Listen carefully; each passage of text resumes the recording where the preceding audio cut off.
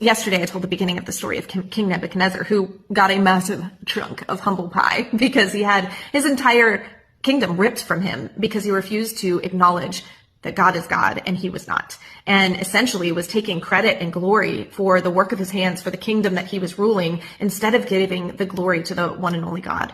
And this is a pagan king. And yet God went after him, pursued him, because he knew that if he could get to a place of humility, that there would be so much beauty that would come on the other side of that, that still to this day, a gazillion years later, we would be reading about this pagan king that chose to humble his heart before the Lord, and then God lifted him up. So check this out. He kind of lost it. After he declared how amazing he was on the top of his palace, and looking over Babylon saying, oh my goodness, this is all mine. I did it. I'm amazing. And then God's like, we're going to take that, because from him, to him, and through him are all things, like scripture says. And he refused to acknowledge that. And so he actually kind of lost it. And he ended up in the wilderness for years. And it says that finally, at the end of those days, this is Nebuchadnezzar talking here.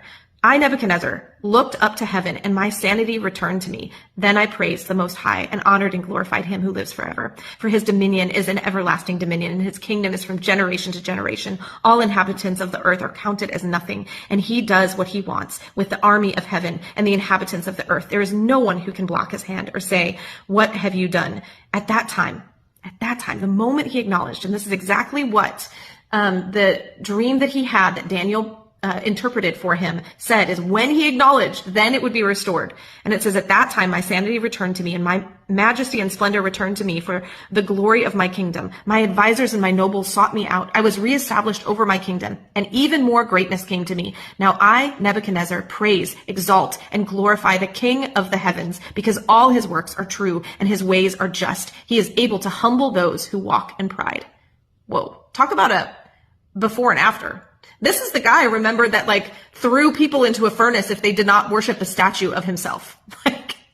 It was wild how God saw this man and still saw so much hope and purpose in him that he's like, I'm gonna do something drastic here because I want to get his attention. And look at how he glorified God in the aftermath of that.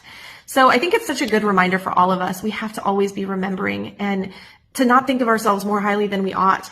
Everything we have is from him, to him, and through him. And he deserves the glory.